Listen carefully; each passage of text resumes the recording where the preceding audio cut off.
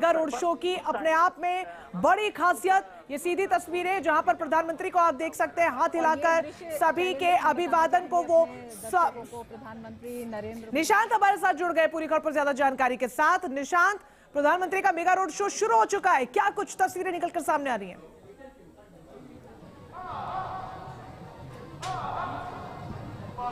देखिए, मैं जिस जगह पर खड़ा हूं, प्रधानमंत्री का रोड शो यहीं पर आकर खत्म होगा। मैं आपको एक बार तस्वीरें दिखाना चाहूंगा कि तमाम बीजेपी के कार्यकर्ता आपको नजर आ रहे होंगे जो कि प्रधानमंत्री को देखने के लिए, प्रधानमंत्री का अभिवादन स्वीकार करने के लिए जी बिल्कुल, आपकी आवाज मिल रही है। मैं आपसे कहना चाह रहा था कि आप यहाँ पर देख सकते हैं कि जो तमाम कार्यकर्ता हैं बीजेपी का इंतजार कर रहे हैं प्रधानमंत्री को देखने के लिए, प्रधानमंत्री को सुनने के लिए, प्रधानमंत्री का अभिवादन करने के लिए और प्रधानमंत्री का स्वागत करने के लिए। प्रधानमंत्री का रोड शो पटेल चौक से शुरू हुआ है और एनडीएमसी कन्वेंशन सेंटर के बाहर तक ये रोड शो आएगा।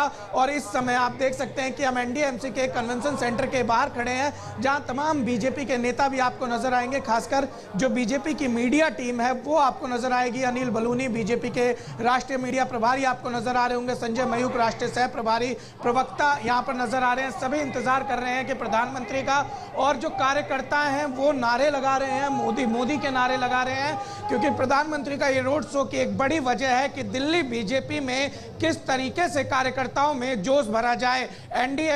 एमसीडी के नतीजे हो या दिल्ली विधानसभा के नतीजे हो, दिल्ली बीजेपी के पक्ष में नहीं रहे हैं। ऐसे में नहीं जोश भरने का काम राष्ट्रीय कार्यकारिणी की बैठक ये इसलिए भी अहम हो जाता है कि प्रधानमंत्री यहां से जाके राष्ट्रीय कार्यकारिणी की बैठक में 2024 के लोकसभा चुनाव के लिए पार्टी के राष्ट्रीय कार्यकारिणी सदस्यों को मोदी मंत्र देंगे कि 2024 के चुनाव को किस तरीके से आसान बनाया जा सकता है, किन मुद्दों को लेकर जनता के बीच में जाया जा सकता है। आप देख सकते हैं कि नारे लगाए जा रहे हैं और मैं आपको मंच दिखाना चाहूंगा। यहाँ मंच पर आप देखेंगे तो जो तमाम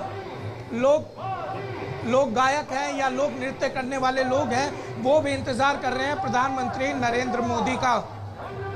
बिल्कुल, अपने आप में जो तस्वीरें बेहद भव्य कार्यकारिणी की बैठक होनी है और उससे पहले इस मेगा रोड शो को बेहद अहम समझा जा रहा है। विकास चंद्र भी हमारे साथ सीधा जुड़ गए। विकास, किस तरीके से इस मेगा रोड शो को देखा जाए, इसके क्या मायने, क्योंकि महामंथन हो रहा है, उससे पहले ये शक्ति प्रदर्शन के तौर पर?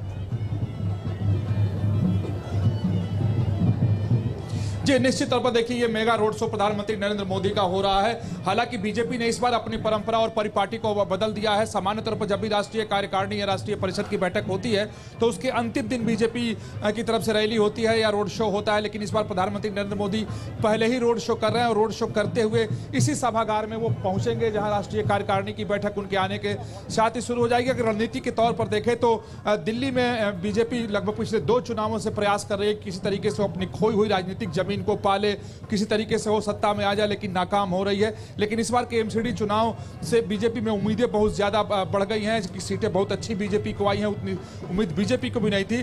तो ये रोड शो के जरिए दिल्ली की राजनीति को प्रधानमंत्री की तरफ से एक बड़ा संदेश जाएगा ताकि कार्यकर्ताओं के हौसले बढ़े, कार्यकर्ताओं के मनोबल बढ़े, क्योंकि ये माना जा रहा था कि संगठन की तरफ से ये जानकारी दी गई थी कि दिल्ली के जो कार्यकर्ता हैं उनका मनोबल जो है बिल्कुल नीचे है और इस टूटे हुए मनोबल के साथ वो बहुत अच्छा काम नहीं कर सकते। तो शायद इसलिए प्रधानमंत्री नरेंद्र मोदी ने तय किया कि पहले वो रोड शो करते हुए कार्यकर्ताओं के मनोबल को मजबूत करते हुए वो राष्ट्रीय कार्यकारिणी की बैठक तक पहुंचेंगे और फिर उसमें वो हिस्सा लेंगे। हालांकि सबकी निगाह इस बात पर टिकी हुई है कि जब प्रधानमंत्री नरेंद्र मोदी कल अपना समापन भाषण देंगे तो किन किन मुद्दों को और एजेंडों को वो उठाते हैं, तो इसमें कहीं कोई संदेह नहीं है कि प्रधानमंत्री जो ये रोड शो है, इस रोड शो में काफी इसको भव्य बनाने की कोशिश बीजेपी की तरफ से की गई। दिल्ली प्रदेश के बीजेपी के तमाम नेता इसको सफल बनाने के लिए काफी दिनों से लगे हुए थे और स्वागत में कहीं कोई कमी न रह जाए, क्योंकि बीजेपी में यह परंपरा है, एक सब बीजेपी के संविधान में यह व्यवस्था है कि जिस राज्य में भी कार्यकारिणी की बैठक होती है तो सारी व्यवस्था करने की जिम्मेदारी उसी राज्य की होती है। तो दिल्ली में अगर हो रही है तो दिल्ली प्रदेश बीजेपी की जिम्मेदारी है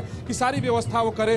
तो पूरे दिल्ली के कार्यकर्ता इसमें लगे हुए हैं, दिल्ली बीजेपी के नेता लगे हुए हैं कि कार्यक्रम प्रधानमंत्री का रोड शो सफल रहे, अच्छे से कार्यकारिणी की बैठक हो जाए, सभी मुद्दों और एजेंडों पर चर्चा हो जाए। यहाँ भी बहुत भव्य व्यवस्था की गई है। तमाम महिलाएं यहाँ मंगल कलश लेकर करके खड़ी हैं प्रधानमंत्री नरेंद्र मोदी का स्वागत करने के लिए। मैं कोशिश करता हूं कि तस्वीरों के जरिए उसे दिखा सकूं और चारों तरफ जितने भी पोस्टर और होर्डिंग्स लगाए गए हैं उसमें मोदी सरकार की उपलब्धियों को दिखाया गया है, मोदी की सरकार के कामकाज को दिखाया गया है, प्रधानमंत्री नरेंद्र मोदी की सफलता की कहानी को और किस तरीके से देश विकास के रास्ते आगे जा रहा है उसको यहाँ इस कार्यकारिणी की बैठक में दिखाने की कोशिश की गई है। लेकिन प्रवेश द्वार पर जो कुछ तस्वीरें लगाई गई हैं उसके जरिए भी बीजेपी अलग संदेश देना चाहती है कि सबसे पहले करतारपुर कॉरिडोर की तस्वीर है, उसके बाद काशी विश्वनाथ कॉरिडोर, उसके बाद महाकाल लोक का सुभाष चंद्र बोस की जिस मूर्ति का अनावरण पीएम ने इंडिया गेट के पीछे किया था उसकी तस्वीर है, स्टैच्यू ऑफ यूनिटी की है। तो दूसरी तरफ आप देखें कि स्वदेशी मिसाइल, स्वदेशी लड़ाकू विमान, वंदे भारत और उसके बाद आईएनएस विक्रांत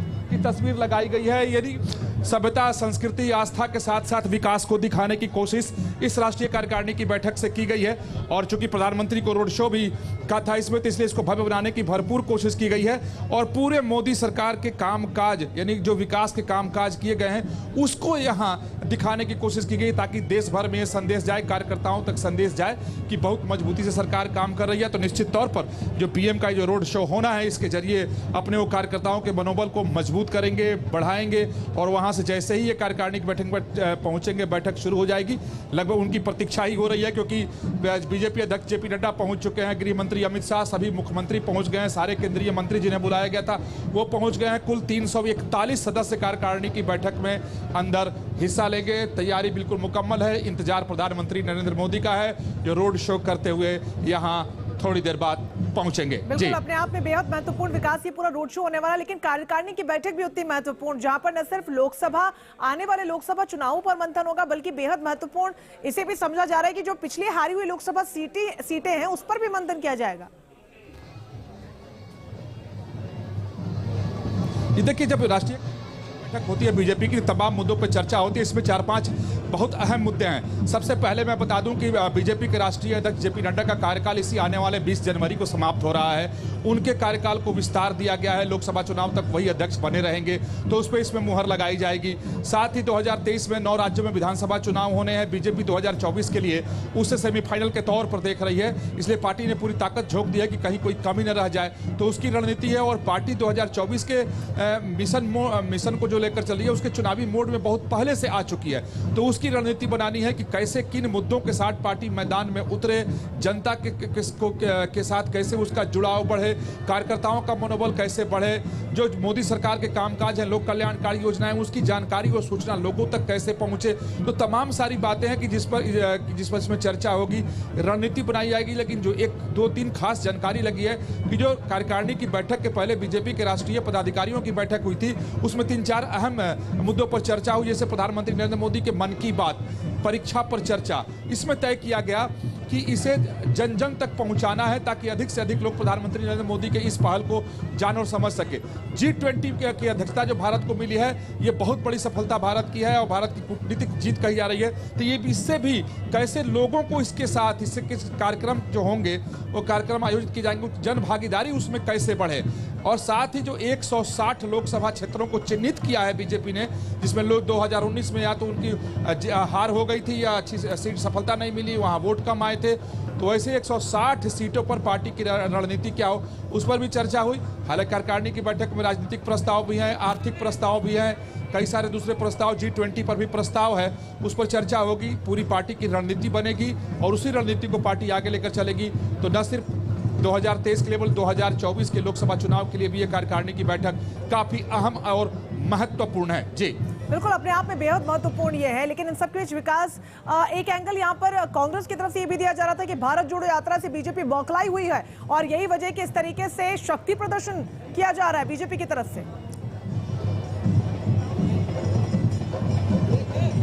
देखिए राहुल गांधी की भारत जोड़ो यात्रा की अगर बात की जाए तो बीजेपी के नेताओं से जब भी बात की जाती है तो वो उसको बहुत तवज्जो नहीं देते, कहते हैं कि वो अपनी यात्रा करते रहें। बीजेपी के नेता कहते हैं कि राहुल गांधी ट्रेडमिल वॉक कर रहे हैं। लेकिन अब बीजेपी निश्चित तौर पर अब जिस तरीके की चुनावी मोड में बीजेपी नजर आ रही है, तो हर जगह पे अपने शक्ति को वो दिखाना चाहती है। चूंकि संगठन के तौर पर बीजेपी काफी हमें मजबूत भी है और लगातार काम भी करती रहती है, तो अब उसको जमीन पर कैसे उतारा जाए, इसकी तैयारी में बीजेपी है। हालांकि मैंने पहले भी कहा कि राष्ट्रीय कार्यकारिणी की जब भी बैठक होती है तो बीजेपी एक बड़ी रैली का आयोजन करती है, रोड शो का आयोजन करती है, लेकिन इस बार वो परंपरा क्यों बदली है ये नहीं, इस बार वो परंपरा बदल दी गई है और इस बार जो है वो पहले ही प्रधानमंत्री नरेंद्र मोदी रोड शो कर रहे हैं, बल्कि सामान्य तौर पर तो निश्चित तौर पर दिखाने की कोशिश की जाएगी कि पार्टी कितनी मजबूत है, एक मजबूत संदेश देने की कोशिश की जाएगी इस रोड शो के जरिए, और ये पार्टी जताने की भी कोशिश करेगी कि पार्टी और सरकार जो कहती है वो करती है। तो शक्ति प्रदर्शन इसे कह सकते हैं कि देश के लोगों के सामने ये पेश करने की कोशिश की जा रही है कि आप देखें कि प्रधानमंत्री नरेंद्र मोदी अगर बड़े नेता हैं तो वह हैं न सिर्फ देश बल्कि दुनिया में भी उनकी धाक है। विकास, तस्वीरें सामने आ रही हैं, प्रधानमंत्री क्या कन्वेंशन सेंटर पहुंच चुके हैं क्या? तस्वीरें वहां पर सामने आ रही हैं, काफिला रुका है उनका। देखिए यहाँ हलचल, ये एनडीएमसी सभागार में प्रधानमंत्री के आने को लेकर के हलचल तेज हो गई है। यहाँ के जितने भी नेता हैं सब बाहर आ गए, निकल गए हैं, और देखिए बीजेपी के राष्ट्रीय अध्यक्ष जेपी नड्डा बाहर आ गए हैं। अब वो प्रधानमंत्री नरेंद्र मोदी को रिसीव करेंगे। हालांकि उसके पहले जो बीजेपी के राष्ट्रीय अध्यक्ष जेपी नड्डा हैं वो ये कि हाँ, प्रधानमंत्री नरेंद्र मोदी की उपलब्धियों पर फोटो प्रदर्शनी लगाई गई थी, उसका उन्होंने उद्घाटन किया। अब देखें कि प्रधानमंत्री नरेंद्र मोदी पहुंच चुके हैं। राष्ट्रीय कार्यकारिणी की बैठक में हिस्सा लेने के लिए प्रधानमंत्री नरेंद्र मोदी, तस्वीरों के जरिए मैं आपको दिखाने की कोशिश करता हूं कि साथ में बीजेपी के राष्ट्रीय अध्यक्ष जेपी नड्डा हैं, बाकी बीजेपी के नेता का थोड़े दूरी पर हैं। प्रधानमंत्री नरेंद्र मोदी ने सबसे पहले जो यहां फोटो प्रदर्शनी लगाई गई थी पहुंचने के बाद उसको उन्होंने देखा, वो उसका थीम G20 रखा गया है, विश्व गुरु भारत का थीम रखा गया है। उसके बाद देखिए प्रधानमंत्री नरेंद्र मोदी मीडिया को अभिवादन करते हुए, जो पार्टी के कार्यकर्ता हैं उनका अभिवादन स्वीकार करते हुए, उनका अभिवादन करते हुए अब प्रधानमंत्री नरेंद्र मोदी ये एनडीएमसी सभागार के अंदर जाते हुए, और प्रधानमंत्री नरेंद्र मोदी जाएंगे। उसके बाद बीजेपी के राष्ट्रीय अध्यक्ष जेपी नड्डा का अध्यक्षीय भाषण होगा और अध्यक्षीय भाषण के साथ ही राष्ट्रीय कार्यकारिणी की बैठक शुरू हो जाएगी। प्रधानमंत्री नरेंद्र मोदी पूरे बैठक में हिस्सा लेंगे।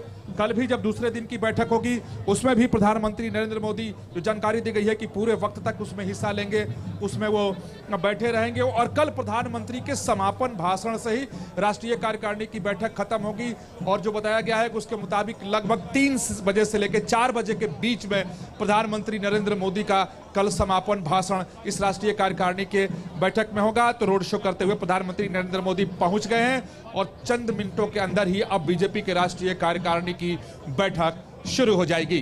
विकास, प्रधानमंत्री चूंकि पहुंच चुके हैं और शुरुआत यहां पर जेपी नड्डा के संबोधन से होगी, क्या प्रधानमंत्री का भी आज संबोधन का कोई कार्यक्रम है? कल तो समापन के दौरान वो बोलेंगे ही। नहीं, देखिए कि ऐसा है कि जो बीजेपी के राष्ट्रीय कार्यकारिणी की जो एक परंपरा है, परिपाटी है, उसके मुताबिक शुरुआत हमेशा अध्यक्ष के भाषण से होता है, अध्यक्षीय भाषण से होता है। उसके बाद तमाम प्रस्तावों पर चर्चा होती है। जो जानकारी मिली है कि राजनीतिक प्रस्ताव आज आ सकता है और राजनीतिक प्रस्ताव पर आज चर्चा होगी। हालांकि प्रधानमंत्री नरेंद्र मोदी अगर चाहें तो वो बोल सकते हैं, लेकिन जो कार्यक्रम की रूपरेखा तय की गई है उसके मुताबिक प्रधानमंत्री समापन भाषण ही करेंगे। बाकी वो पूरे कार्यकारिणी की बैठक में